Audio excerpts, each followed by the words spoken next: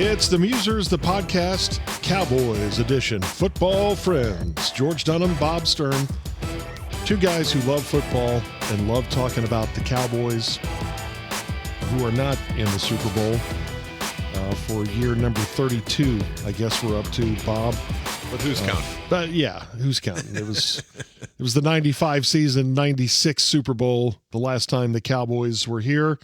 We will talk about the two Super Bowl participants on this podcast, but we're also going to talk a lot about something the Cowboys didn't have much of this year, and that's defense. They have their new defensive coordinator, Christian Parker, who comes here from Philadelphia, also some time in Denver. And, you know, one of the things that stands out to me most, Bob, is his age, 34 years old. And I talked to somebody who coached with him at Texas A&M when Parker was a defensive analyst. And this, I believe, was 2018. Yes. So we're talking 7 years. He's gone from a defensive analyst to a defensive coordinator. Some will say, well, he doesn't have much experience. I see that as a fast riser. And there's a reason why you rise that quickly in the coaching ranks. I've heard nothing but good things about him. Yeah, and there's a lot of things to unpack in his hiring because it's an extremely un-Cowboys move for reasons we'll detail here shortly. But I think you hit on the right thing. He's a in-demand young coach who has risen during this era where you know, you certainly can't suggest the game has passed him by, he has antiquated beliefs or anything like that, because the Cowboys have been in this vortex that they can't get out of because they kind of keep doing things the same way, and this should pulverize that. It doesn't mean it's automatically going to be the road to success. We would have our hopes, of course, but you know, honestly, just to cut right through it, if you look at their last 12 years, or maybe their last 50 years, depending on how you want to look at it, they have a type. And when they hire a defensive coordinator, let me explain. When they hired Rod Marinelli, they hired a guy who was a former head coach who was 65 years old. And then in 2020, they hired Mike Nolan, who was a former head coach and was 61 years old. And then in 2021, they hired Dan Quinn, who was a former head coach, just 51 years old. And he wears his hat backwards, too, which the kids love. The kids love Dan Quinn. Yeah. But then in 2024, they thought, whoa, that's way too young. Let's hire a former head coach who's 68 in Mike Zimmer. And then last year, it was, let's hire a former head coach who's 55 in Matt Eberflus. So 5 straight defensive coordinators, 5 straight former head coaches, all of them between the ages of 50 and 70. And if you want to go back further, the guy before Marinelli was Monty Kiffin. Now, he wasn't a former head coach, but he was a college head coach, and he was 73. And then before that was Rob Ryan, who was 49. He's never been a head coach, but his brother and father were. And then before that is Wade Phillips, and we know that what he was, a former head coach. And his dad, of course, was the head coach. So the Cowboys have been picking from the exact same tree over and over again. Now, stylistically, it has varied. There's nothing similar between Rod Marinelli and Rob Ryan, for instance. One of them believed in gambling every play, and one of them believed in gambling on no plays. And so they've tried a number of things. But if you just say, what do you guys want in hiring the new defensive coordinator, I would say 2 things. 1, I don't want the Jones boys to do it. I want the coach to do it, because that's how it works all across the league. And you should give him the autonomy to sink or swim with his own choices. And I think that's vital. And then number 2, I would say, George, I want the new defensive coordinator to kind of be a defensive version of Brian Schottenheimer. High energy, high enthusiasm, fresh views on how the league works and where the league is going. And honestly, if I can get the third, of my 3-point plan. I would say, how about a guy who kind of has studied Vic Fangio at a very high level, because I love what the Broncos were doing and I love what the Eagles are doing defensively, and I think he checks every one of these boxes. And I also think the Cowboys, for once, hired a guy who was in demand by other teams, and so they had to move with confidence, with swiftness. They probably had to stroke a nice check to get this done, and I think there's a lot of things we can read from all of that. Yeah, I love all of that. I like the fact that he is a coverage guy. That's where he has spent his time. And Jerry was right about one thing in his end-of-the-year press conference when he said the most concerning thing was the way the Cowboys covered. And yeah, he's right about that. And I do think that this is an indication that Brian Schottenheimer was the biggest voice on this hire. This was not hey, what do the guys over in scouting and development think of our search? And those, hey, go get Mike Zimmer, Right. Right. So we know him. Yeah, we know him. He's good. He's got a door key. So I think that's really encouraging. And I'm wondering what this is going to look like as far as, what kind of fronts. He was a zone guy. So I guess that depends on personnel, which we'll get into as well. I would love to be a fly on the wall when he is at the Star looking at tape from last year and just going, what are they doing exactly? And he may see that as a coaching problem. He may see that as wow, we need a lot of new players here. That'll be interesting to see how he judges it. Yes, there's a million things there for us to discuss because I think you raised some interesting points on what they're going to do and how they're going to do it and what he thinks of their talent. There's definitely a lot. I did want to hear one other thing before we dive into scheme, though, from you, just because, is this a big deal? Is this not a big deal? From a standpoint of, even mentioning it, and I know climate is always looming around us, but the Cowboys they'll play their 67th season. And so they've played 66 of them. So that's 66 years as a head coach opening, 66 defensive coordinators, 66 offensive coordinator, the three big spots on a football team. So by my math, and I may not be good at this, but there's 198 seasons of Cowboys head coach, DC, OC.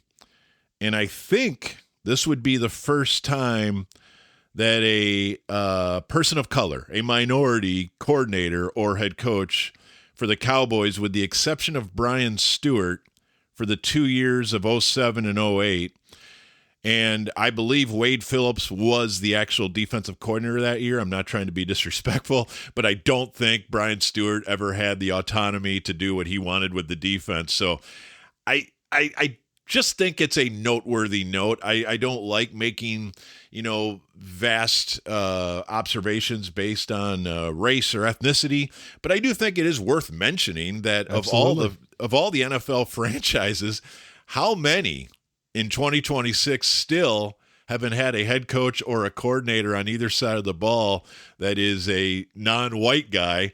Again, that's not important to me, but I bet you it's important to a lot of people that love the Cowboys and that are probably representing the minority community as well. So I just think that's at least worth pointing out. I think it's very much worth pointing out. Maurice Carthon, I think you would put on that list as well. As he was OC to Bill Parcells, but I think it was a similar situation. I don't know how much. Yeah. In other words, I don't think that was his offense. That's right. It's so interesting. Two instead of one. I mean, that's no. I think it's worth bringing up for sure, Bob. And hey, I think it's. I don't know that it mattered when they threw their net out.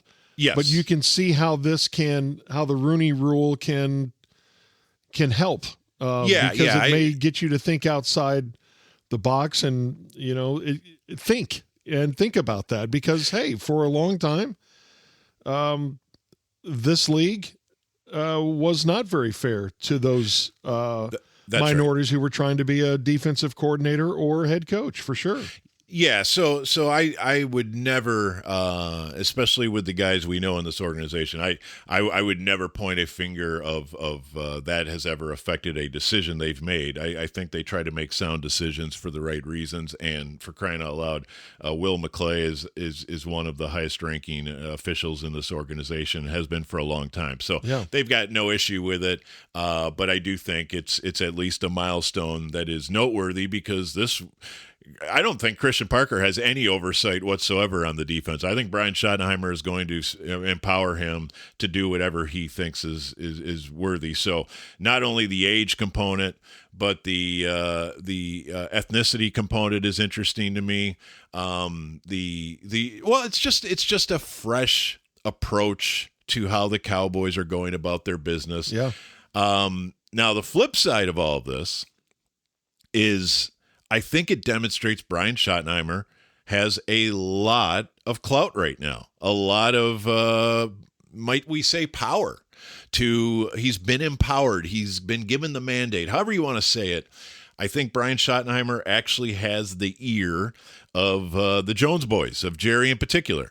And that is why, honestly, if you're a Cowboy fan and you want to see the other paths explored, I think it's important this works. I think it's important that it's a huge hire. That if Brian Schottenheimer is right, well, then maybe the rest of his regime is more of his thought process.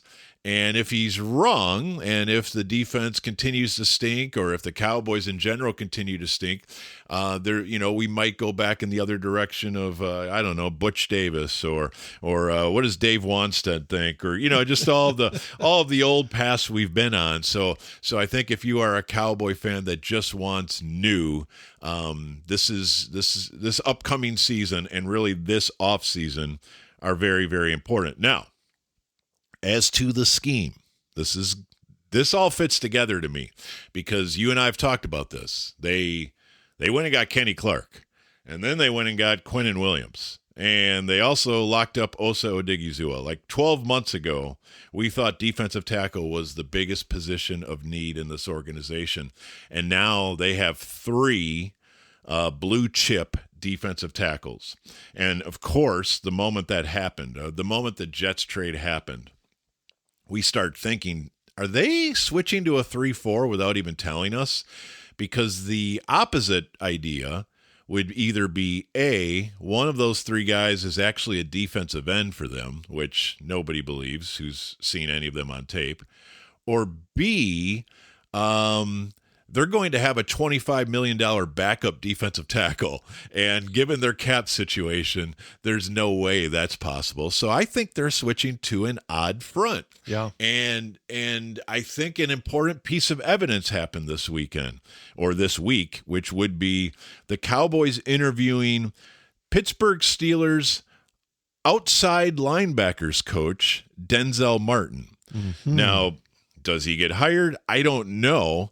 But the minute you start interviewing outside linebacker coaches, that would make us think you are planning on having outside linebackers, which suggests to us that they are headed to an odd front, a 34, a 5-man front with 2 stand-up outside edges, which we've talked about. Donovan Ezeraku feels like one of them. We're not positive who the other one is, although right now there's only one other linebacker who is actually under contract who could do that, which would be James Houston.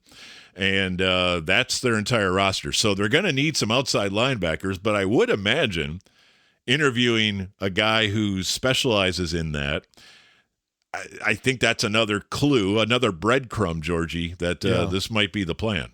Well, it's good detective work there. That didn't even dawn on my little simple brain when I saw that. I was just struck that this is going to be an overhaul of the whole staff too, defensively. Yes. Which I think is also important. It also may indicate that there is going to be a scheme change. and let's get guys who've coordinated a defense with the odd front. And man, I think that's good too. I have nothing against these coaches who were here. That's right. The coaching business is really tough, and when you sign up, there's a good chance after 1 year everything can change, and it needs to change here for whatever reason. But it just didn't work. Well, there's a lot of reasons why it didn't work, but you're right about how big this hire is, because if Parker can come in, make an impact to the point where Schottenheimer goes, man, this guy knows what he's doing. He's changed the culture. So we talk so much about culture on the defensive side. How much time did Brian Schottenheimer have to spend in defensive meetings going, okay, now what are we doing here? He didn't need to do, he's a play caller. He can't, right. He didn't have time for that. And if he can just be an offensive geek for a week and let Parker and his assistants run the defense, I think that's a huge difference. And not to put too much pressure on him, but this hire kind of determines the Schottenheimer trajectory. Yes, it absolutely does. You got to get this one right for a million reasons. But, I mean, one of the main ones would be, like, imagine DeMarvion Overshone, and he hasn't had the same defensive coordinator twice. Like, wasn't he a 23 pick, was Overshone? Yeah. Yeah. So in 23, he's got Quinn. In 24, he's got Zimmer. In 25, he's got Eberflus. In 26, he has Parker. I mean, come on, guys. And you're switching schemes, and I just think whether it's Leofau or Overshone or Shamar James or any of these young linebackers, like, goodness, once they figure something out, you're yanking the steering wheel in the other direction. So I think it's very important that this works and this becomes a multi-year thing. Now, a couple other things that need to be mentioned in any discussion about Christian Parker's hire would be, one, he's never called plays, and that's important. Now, how important, we'll have to see, but when that happens in week 1 of 2026, it will be his first time. And I imagine there is a process to getting good at it. Sure. But I'd like to think that, riding shotgun with Vic Fangio and Vance Joseph for all those years have put him in a position to be ready. And there's only one way to break the seal on that.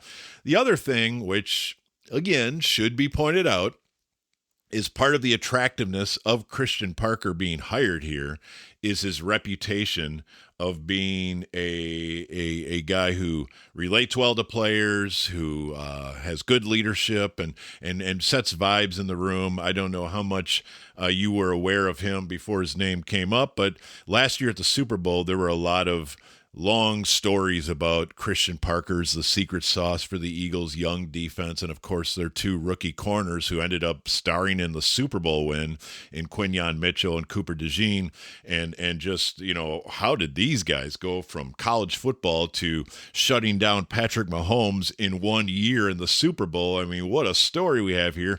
How did this happen? And many people said Christian Parker deserves a ton of credit. Well, what all that means, what all that good buzz means, is that if he's really good this year, he probably becomes a head coaching candidate for somebody next year. Now, I think you and I would say, if the Cowboys have a defensive coach that is so good that somebody else is trying to hire him, then the Cowboys have had a really good season, and we should celebrate that. But I just at least wanted to put that little thing on the board, is that if you had the GMs of this league give you a list of 10 guys in their 30s who they expect will be a head coach soon, I bet you Christian Parker's on every list. Yeah. Well, the guy that I know that coached with him at A&M said even then he was around him, I think, for maybe 1 year. He said he was really impressive, and just the kind of guy he said, okay, he's going places.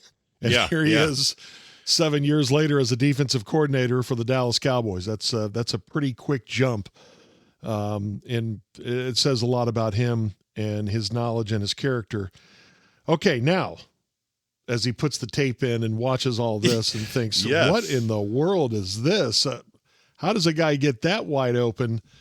That's where we're going to go next, is what he has to work with. And man, let's go down a list of defensive players and what Christian Parker can do with them coming up next on the Musers, the Podcast Cowboys edition. We all know the Cowboys defense was an absolute mess in 2025. It's Christian Parker's job now to fix that as the new defensive coordinator. Just kind of right after they played their last game, Bob, I thought, okay, there's maybe 6 or 8 keepers on this defense, and I'd switch everything else out. Is that being too harsh, or you think that's about right? Yeah, I mean, you got to have guys to fill out a roster. You got to have guys, and there are some positions where they have maybe their entire position group already. Like, let's say we agree they're running a 3-man front with 2 outside linebackers. A 3-man front, I see 6 guys in those 3 positions already, and I think they're all good players. Quinnen Williams is your centerpiece. Behind him is Jay Toia, who I'm still fine with. I'm willing to make him compete, but I think that kid from UCLA has some talent behind him. Then on one side I have Osa Odigizua, and probably behind him is somebody like Perion Winfrey. Cool. And then on the other side I have Kenny Clark and Solomon Thomas. Okay. I feel like defensive line proper, we can win with that group. Sure. But then we start to say, who's at edge? Who's going to get me 8 to 10 sacks? And who's going to be able to fly in space like you need on a 34 from your outside linebackers? Who could, if you're interviewing the Steelers guy, okay, who can be my outsides like Highsmith and Watt and Herbig? I'm trying to think of who all their outside linebackers are there, but through the years we know who they are. Ezeraku, I'm very interested in. I think his athleticism is fantastic, and I would say that's a guy I'm excited about. The other guy might be in this draft. That's the thing. I know James Houston has a lot of people that say, gosh, every time he's on the field, he makes plays. And I don't disagree with you. I'm kind of one of those. Yeah, well, but he seemed to be frustrated by his lack of playing time. And I talked to someone in the organization who thought that was part of the problem with the defense, especially at that position, that they played too many guys. Yeah. No, I think that's fair. The good news is every one of those guys is a UFA, it seems like, because Sam Williams and Dante Fowler and Jadeveon Clowney, and I'm sure I'm forgetting a couple who are all out of contract at the exact same time. And, of course, Micah Parsons and this DeMarcus Lawrence guy. So we've really turned around defensive tackle, but now we have no edges. So in a perfect world, Ezeraku's on one side and pick number 12 is going to be on the other side for me probably, although okay, I'm not but going starting to... that first game, it may be somebody like either Sam Williams or Dante Fowler. And Fowler, by the way, was brought up as one of the guys who would have had better numbers this year had he been given more snaps. Now, I don't know. What did you see in I didn't Fowler? see enough. I'll be honest. I think they gave him $10 million for that 1 year because he was coming off a really great year in Washington. Yeah. And I guess my thought is I'm going to need some real production, and I just didn't see that. Now, if the word on the streets is that Eberflus didn't love putting him out there, I'm willing to keep an open mind, but I think Dante Fowler's price point is probably similar to Jadeveon Clowney. And so now I need Christian Parker to get in a room and say, if we're making a scheme change, which one of these guys can do that? And as much as I love Clowney, I'm not sure I've ever seen him play with, 2-point stance out in space, chasing running backs and all that sort of thing. And I don't know. I've always thought of him as a traditional 4-3 edge. Fowler has the body type for it. I don't have a lot on that either. There's there's guys in the draft for sure. But do I want to use my best ammunition on that, or do I have that earmarked for a big time corner?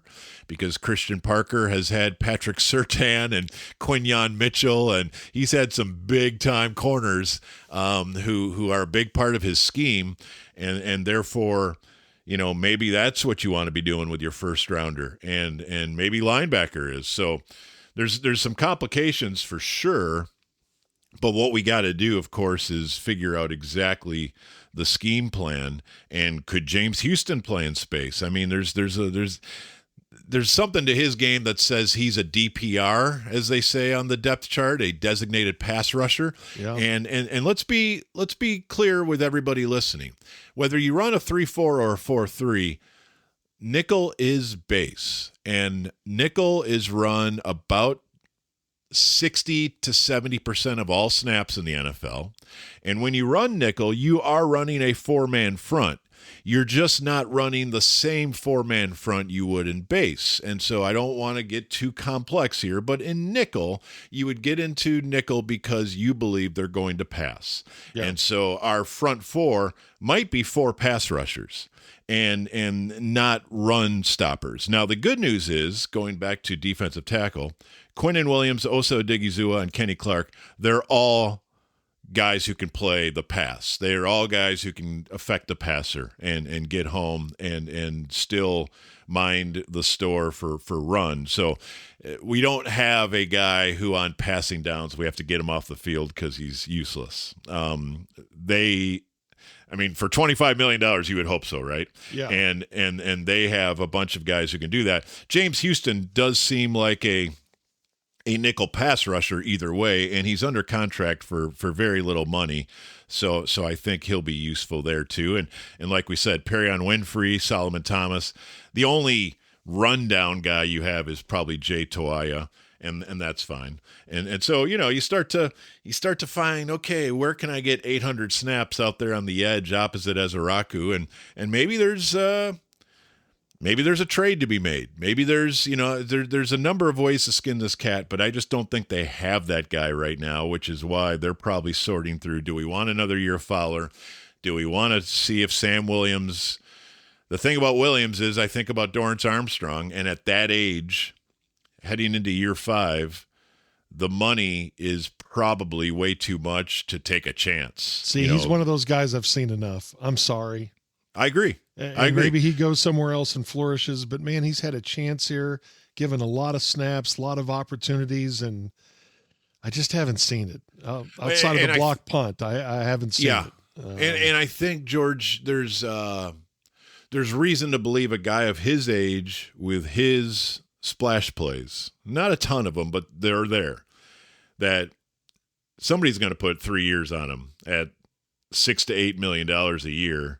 And you're going to read in the paper that Sam Williams just got 3 for 24 from freaking Jacksonville or Tennessee, and you're going to be like, "Good luck, guys." Yeah, we're not doing that. No. And so I just think those guys who are actual dudes who can get to the quarterback, when they become free agents at like age 25, the market value is way higher than most of us would imagine. And then given their production. And then as you get to the secondary, I can't wait to, and we'll never know, I guess, you will hear what he says publicly, but what's Christian Parker going to think about Deron Bland?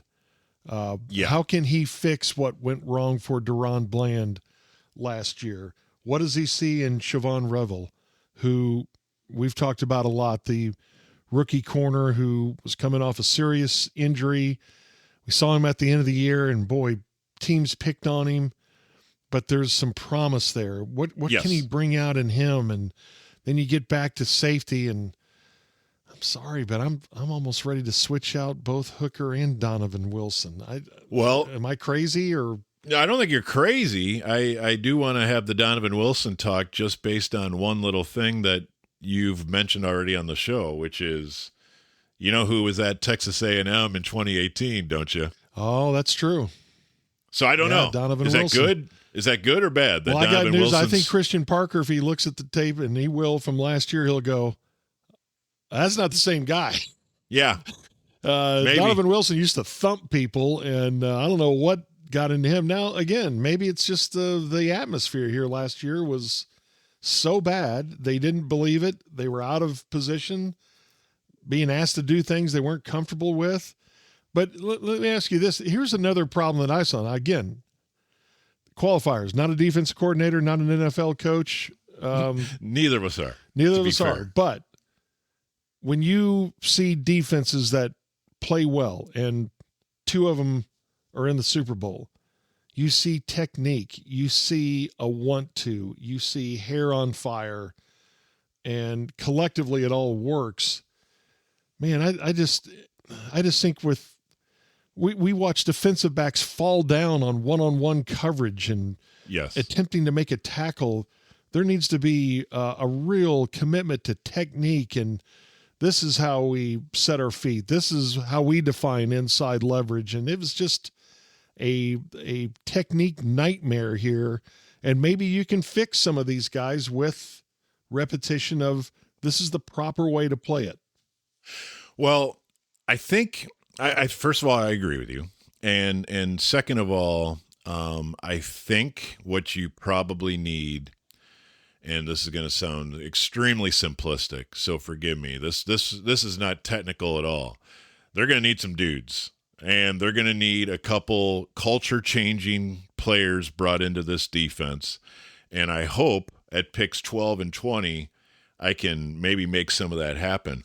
I think the Siobhan Ravel's conversation is actually super interesting, because I do think if you just say, I'm not worried at all about what you did in 2025, you were playing out of scheme, you were just getting your feet wet in the NFL, let's forget that ever happened. And I think that's probably the best move, because the tape was bad.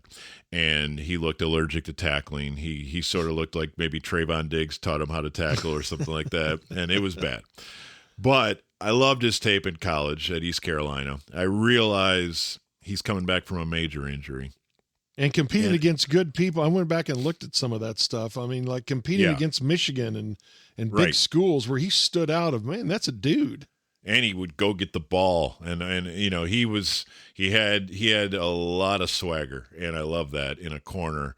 But they got to figure out what he is, and they got to figure out what Deron Bland is. And the problem with that, George, is they already gave him $100 million, and that means he's a centerpiece on this defense, because you're paying him like one at least for the next 2 seasons, I think, before you could walk away from something like that. So you got to figure out Bland. I think he's a nickel. But I also recognize that you might be paying him like an outside corner, and maybe you just say, let's find your best position. It's almost the Tyler Guyton discussion in the other direction, where we first got to get you on the field, and we got to find where you're best at, and we got to play you there, and we got to maximize your value while you still have some.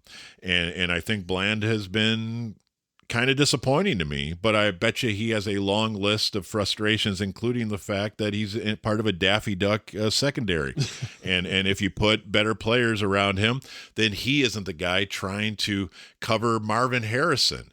That's just a horrible matchup. Or DK Metcalf. It's a horrible matchup. He's too small. So I think they got to start plugging guys into proper spots, but then surrounding them with guys who can hold their own. I look at the cornerback position right now, and I see a bunch of names. I just don't see a bunch of special. It's Kalen Carson. Is he even an NFL player right now? Deron Bland, like we said, he has a contract. He's a starter no matter what. Siobhan Ravel needs to be a starter no matter what. But then I've got Reddy Stewart, I've got Trequezie Bridges, and I've got Josh Butler as a restricted free agent, I believe, or exclusive rights. I'm trying to remember which one he is, but him and Stewart are going to need some sort of contract, but I don't think it's a big deal. The question is, would I want to spend a extremely high pick on another corner? And if I go get one of the best corners in this draft, suddenly does Ravel, Bland, and McCoy from Tennessee or Delane from LSU, suddenly do I have a great group of corners with one pick. I just, it's like a pitching rotation. I've been misusing Bland as a 1, but if he's my 2 or my 3, then okay, now we're going, right? Yeah. Yeah, interesting. And they're going to have to lean on him because they're going to. Would it be silly if every draft pick this year was a defensive player? Oh my gosh, no. Especially since I only have 2 on days 1 and 2. I mean, I got 12 and 20. I got nothing till round 4. I'm probably going to pick up some comp picks on day 3, but I can't be expecting day 3 guys to start for me as rookies. That's insane. If they ever start for me, that's amazing. So I got to make the most of those 2 picks, and I got to think about trading back, and I got to make this work. And so, I don't want to get into the draft yet, but I would even be open to a safety in round 1. And if he's there's a war one, daddy, absolutely. If he could, there's change one in particular the culture here. Yeah, I was going to say, if Caleb Downs gets to me at number 12, the Ohio State safety, love him. He's amazing. I would love to add him. So when people say, "What are you thinking about in round 1?" Well, I'm thinking edge, linebacker, corner, and safety, and I can't get all 4. Yeah. So I got to find 2 blue chip special players and hope they are plug and play dudes right away. And, that's probably, unfortunately, extremely optimistic because I don't know that there are 20 dudes in this draft. I'm not even sure there are 8 dudes in this draft. And so you can get to 12 and feel like you're already cleaned out and the best player on the board is going to be a wide receiver. Yeah. And then what do we do? So it all goes back to, and I'm sorry if I'm going too long on this because I'm in off-season mode now, but this is sort of the issue with trying to put a roster together is that you have to understand how one move affects so many different spots to where, okay, if we take the best guy on our board, what does that do to all these other spots where we're going to ignore? And we did that with like CeeDee Lamb. Okay. CeeDee Lamb was too good not to pick. And it's turned out to be a wonderful pick. But if we could take you back to that draft day, we were like, who are our edge rushers? This is before Micah, of course. And who are we going to play at corner? And luckily Trayvon Diggs fell to round 2 that year. But that's one thing. The other thing that I think is really complicated, and I've been trying to fix this for a decade, George, and they're never going to let me fix it.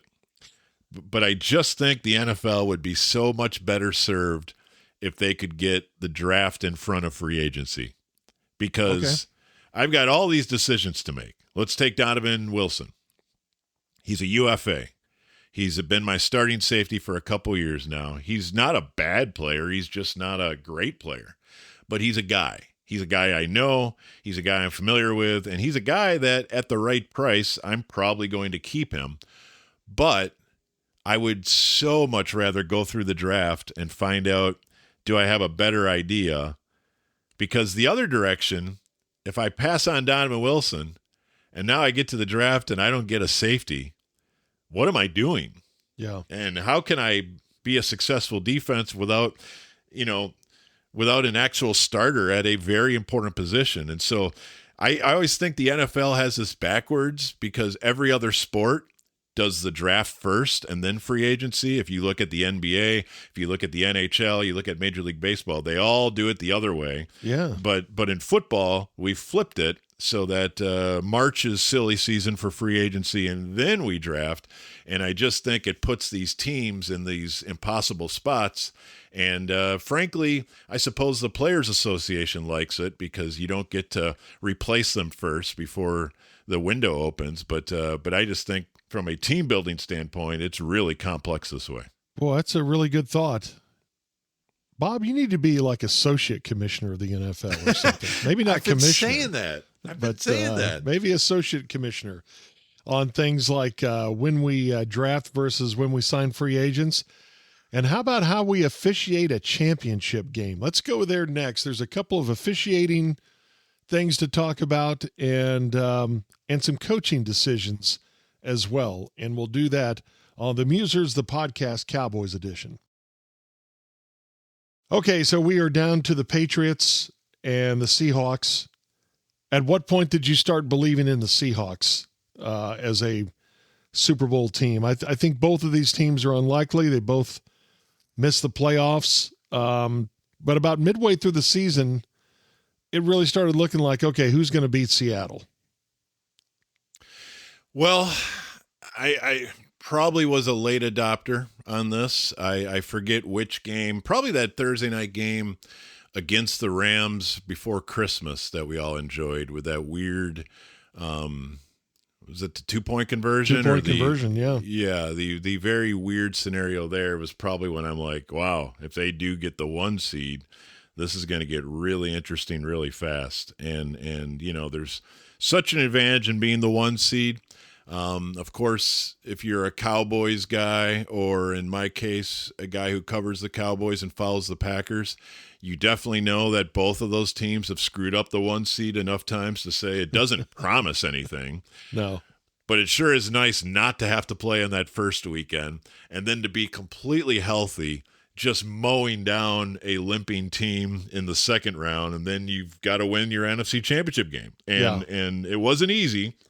But that is a really, really good football team. And they're built on defense.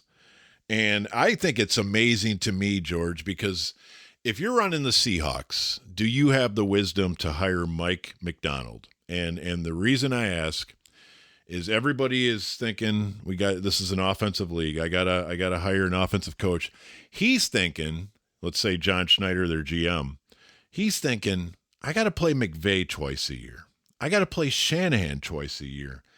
I better get a coach who has a clue on how to stop those two, what I think are the best 2 offensive coaches in the sport. Then it turns out that this year he had to play both of those 2 guys 3 times each. Interesting. Yeah. And by the way, at no point did you think the Seattle defense could not handle its business against Shanahan and McVay. Now, make no mistake, Matthew Stafford and the Rams offense played well enough to be in the Super Bowl. But I just think it's an amazing story that they hired not only a defensive guy, but they also passed on Dan Quinn at the time, who was looking for a gig and ended up in Washington. And by the way, Washington's very happy with him, and we know how good Dan Quinn is, but that is the Legion of Boom defensive guy. Yeah. Pete Carroll would probably argue with us, but Dan Quinn was a massive guy with the Legion of Boom, and it would have been a really easy homecoming story, and instead they went with the Ravens DC, and he has knocked it out of the park. Boy, and let's stay there as a bit of an audible, because we were going to talk about something else, but I want to stay there because I think it's really interesting how the NFL will zero in on something and start going in that direction. And a lot of it has been offense for the last decade or so. But maybe McDonald was part of the first domino to fall in the exactly what you said. Hey, let's start thinking about this. There's a lot of offensive guys out there. It's no fun to be a defensive coordinator. Who are the best defensive guys in this league? Right. And let's go get the McVay of defense or the Shanahan of defense. And I think McDonald hits that. And look what teams are doing here this offseason. The defensive coaches are getting the interviews and they're getting some of the jobs. And I wonder if that is a trend now in this league. Yeah, I wonder.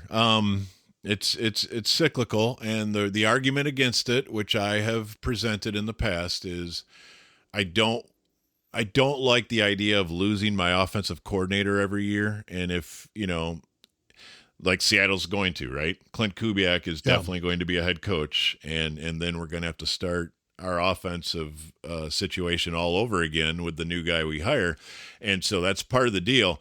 But if you're an offensive head coach, then you never have to rebuild that bridge with the quarterback where, so a defensive coach has to deal with that, which I think is a little more complex, but, you can make it work. I mean, how many great coaches in NFL history, and Bill Belichick comes to mind, that are defensive coaches first. So, and they figure it out. We'll have Charlie Weiss, we'll have Bill O'Brien, we'll have Josh McDaniel. We'll figure out who is going to talk to Tom Brady. I'm going to handle the defense. And so, it's a round and round discussion, but I just think the way they've built that defense and the way that stadium rocks and the way they pound the rock offensively. And let's not mistake this as well. And this is a John Schneider thing. Their offensive line is really impressive and really young. And there was that year they took both tackles pretty high in the draft, Cross from Mississippi State and Lucas.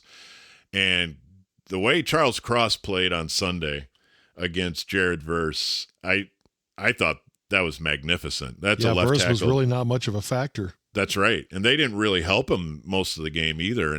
And that's vital. And they can run the ball, and they lose Charbonnet to injury, and Kenneth Walker's a beast. And so very impressed with the Seahawks. I think it's a great story. I think it's a great fan base and stadium and city and that whole thing.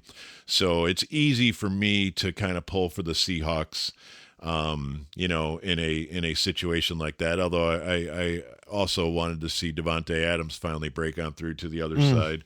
And that didn't quite work out, but that game was great, and I enjoyed the AFC game as well. I know everybody's arguing about weather games, but to me, and I don't think I'll have to twist your arm on this, that's the fabric of football for me. Dang if you right. ever heard something called the Ice Bowl out there? I mean, the Ice Bowl and the Mud Bowl and the Fog Bowl, and we can just go down the list of this is what our sport is. If you take this away, you're going to create basketball. And as much as I like basketball, I don't want my football to become basketball. I don't want pristine conditions. I don't want to ever see a time where somebody doesn't slip when they don't intend to slip, or they can't throw the ball because it's too cold. That is our sport. So rub some dirt in it and get back out there and give us a memory. As by the way, hypocritical, I don't like going to cold football games anymore. I think I'm done doing that. I've been to way too many games under freezing. Yeah, but we like sitting in their living room going, wow, that's cool. It looks like a snow globe. And I want the right to go get another cup of cocoa and sit by the fire and watch you guys be miserable, because that's football to me. Let's end here, and we need to spend some more time with this in the offseason. Sean McVay is kicking himself. Sean Payton is kicking himself. Sean McVay kicking himself for maybe not fixing his special teams problem earlier in the season. Yeah. They tried. Costly fumble was just They fired awful. their guy. He fired the guy, yeah. That's a hard thing to do, is to try to calibrate your teams in midway through a season. That's right. But let me ask you this, Bob. We're all about going for it on fourth down. We want touchdowns. We don't want field goals. McVay's probably kicking himself maybe for not going for two after they got the not a freebie touchdown, but they got bailed out by a unsportsmanlike conduct, and then they make it a 4-point game where they could have made it a 3-point game with a 2-point conversion. Mm-hmm. Is he also kicking himself for not making it a 1-point game when he went for it on 4th and 4, about the 5-minute mark? Yep. Probably not as much as Sean Payton is kicking himself with a backup quarterback and a 7-0 lead in the second quarter. Could have had a 10-0 lead, but passed that up. I think his biggest problem is the play call. He went with a bootleg instead of a running play that's been nails for him this year, and they didn't make the 4th and 1. In other words, have we gotten so heavy in 4th and 1, let's go, that we've forgotten the importance of every stinking point, and especially in a playoff game?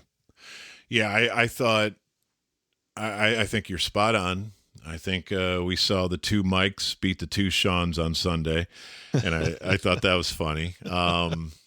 Yeah, in both cases, you got to take the points. You don't always have to take the points. No. I do think sometimes going forward on fourth down and sometimes going for the touchdown instead of the field goal is the right call. But man, the Sean Payton decision is insane to me, because going up double digits with a backup quarterback is like the greatest possible scenario you could imagine, let alone being the home team and not realizing a blizzard is about to hit is crazy to me. Like, you want to talk about small advantages in the playoffs that will live forever. How about not making sure every Denver meteorologist with all of their models, like hire every weatherman in the city to be in the bowels of that stadium with all their models and radar and figuring out, guys, the clock is ticking. We've got to get the lead, and we've got to make sure we get to, like, even that third down play where Stidham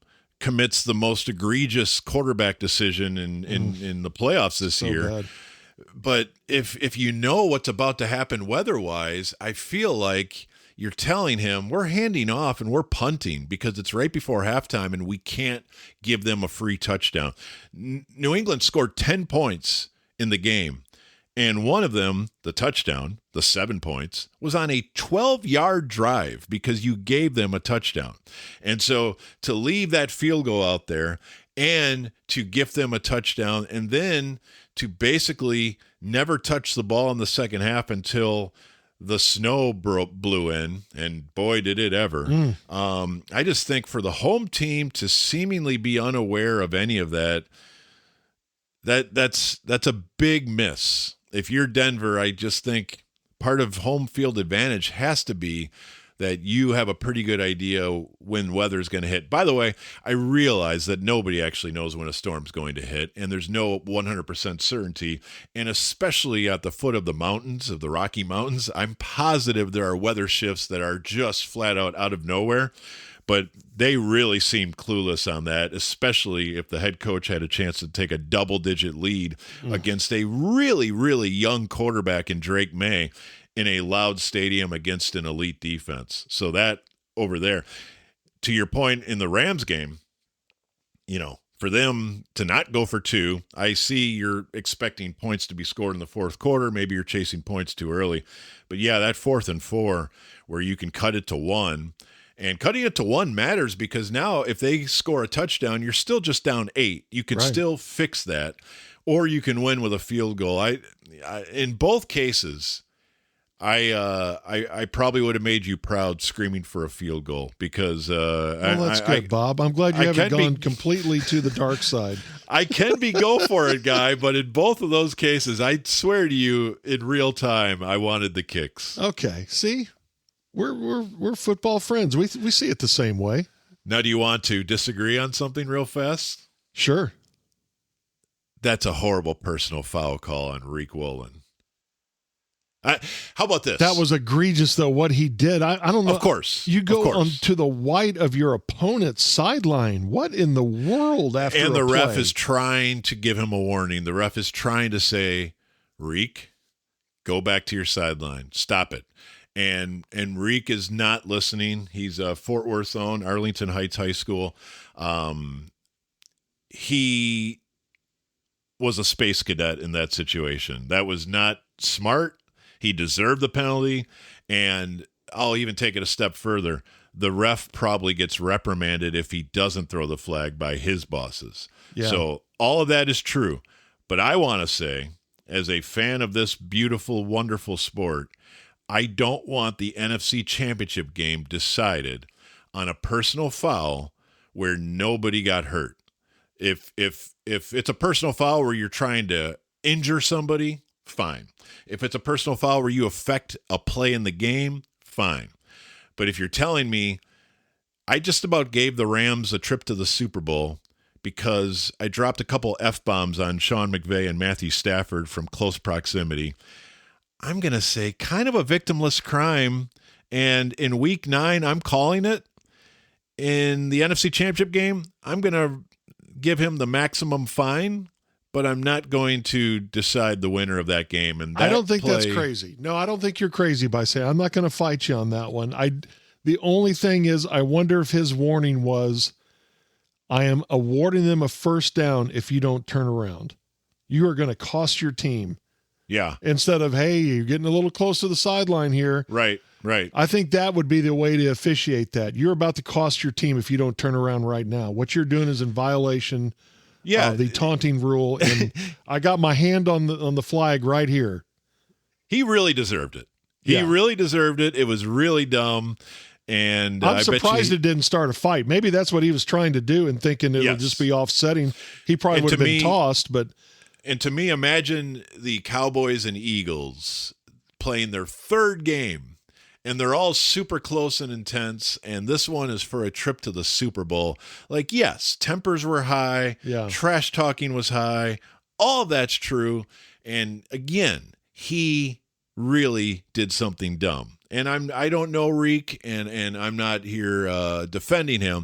I'm here defending. I want a righteous winner, and just like in my beloved hockey, if a guy after the whistle punches another guy, and there's pushing and shoving, there's a big scrum.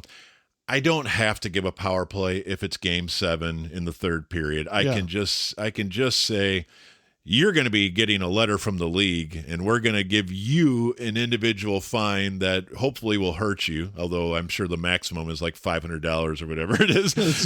But I don't want to decide the game because you got too intense in a game with that highest stakes. And so people get mad when I advocate swallowing your whistle at these most important times.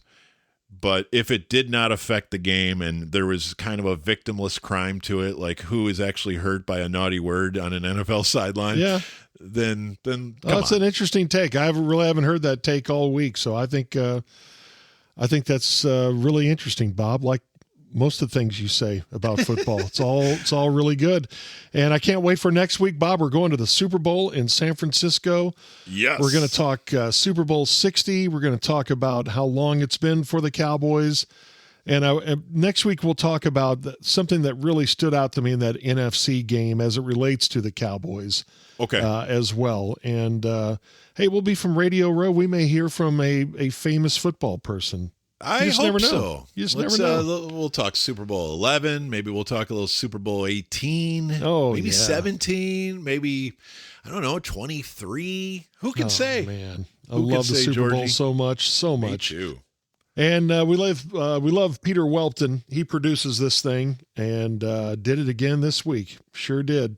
We will join you next week from San Francisco on the Musers, the podcast, Cowboys edition. Football friends. Football. Football.